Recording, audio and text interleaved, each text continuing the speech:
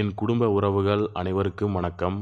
ஒரு மகிழ்ச்சியான செய்திய உங்ககிட்ட சொல்றதுக்காக இந்த வீடியோ. நம்ம நிறுவனத்தின் மீது நம்பிக்கை வைத்து காத்திருந்த மக்களுக்கு மகிழ்ச்சியான செய்திய சொல்லணுங்கிறதுக்காக இந்த வீடியோ. நிறுவனத்தின் உறுப்பினர்களாக சேர்ந்து வருமானம் எடுக்க முடியாமல் ஏன்டா அந்த நிறுவனத்தில் சேர்ந்தோம் அப்படின்னு சொல்லிட்டு ஒரு சிலர் கமெண்டில் புலம்பி தள்ளுறீங்க. உண்மைதான்.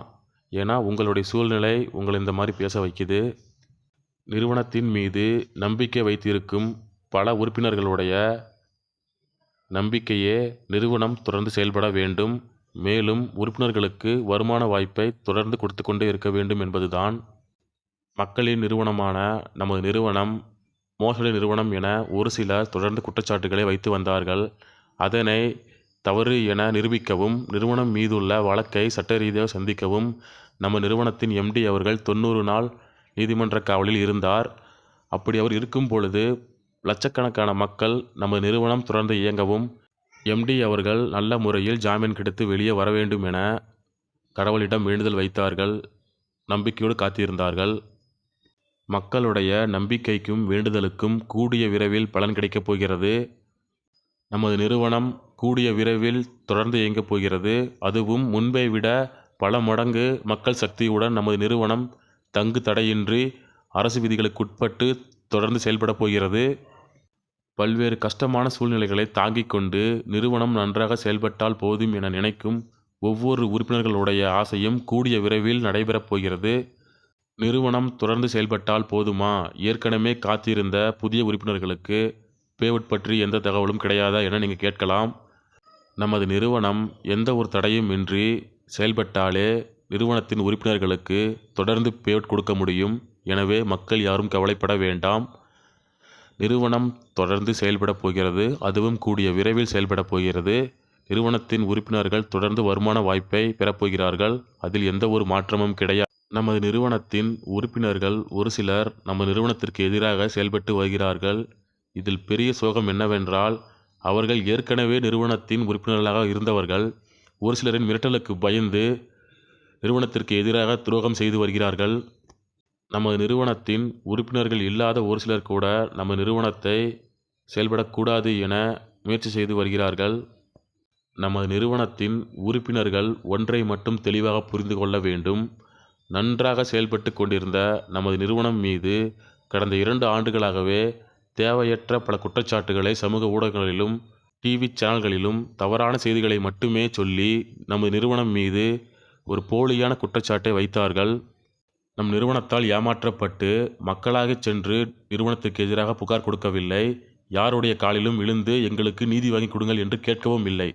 நன்றாக செயல்பட்டு கொண்டிருந்த ஒரு நிறுவனத்தை தன்னுடைய அரசியல் பலத்தை பயன்படுத்தி, அதுவும் தவறாக பயன்படுத்தி நிறுவனத்திற்கு எதிராக அரசியல் அழுத்தம் கொடுத்து ஜோமோட்டோவாக வழக்கை எடுக்க வைத்து தற்போது நீதிமன்றத்தில் விசாரணை நடக்கும் அளவிற்கு கொண்டு சென்றது யார்?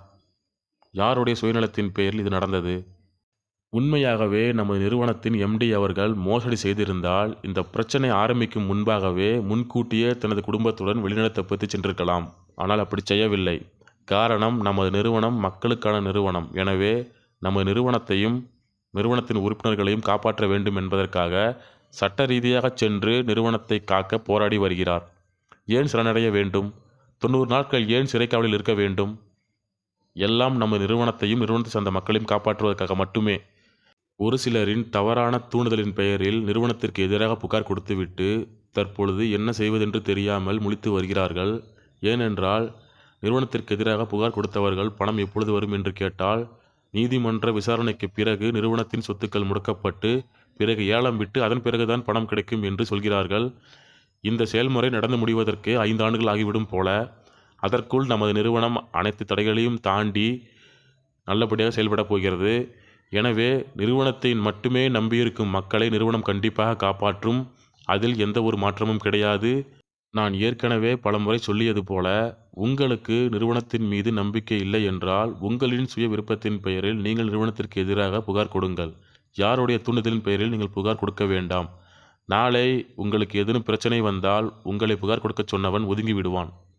நீங்கள் கூறிய ஆசை வார்த்தையை மட்டுமே நம்பி நிறுவனத்திற்கு எதிராக புகார் கொடுத்தோம், எங்கள் பணத்தை நீங்கள் வாங்கி கொடுங்கள் என்று கேட்டால் கூட உங்கள் பணத்தை நிறுவனம்தான் கொடுக்கும் என நிறுவனத்தை கைகாட்டிவிட்டு இவர்கள் எஸ்கேப் ஆகிவிடுவார்கள். எனவே சிந்தித்து செயல்படுங்கள்.